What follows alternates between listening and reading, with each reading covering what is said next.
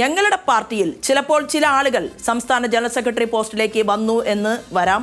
ചില ആളുകൾക്ക് ആ സംസ്ഥാന ജനറൽ സെക്രട്ടറി പോസ്റ്റിൽ ഇരിക്കാൻ സാധിച്ചില്ല എന്ന് വരാം.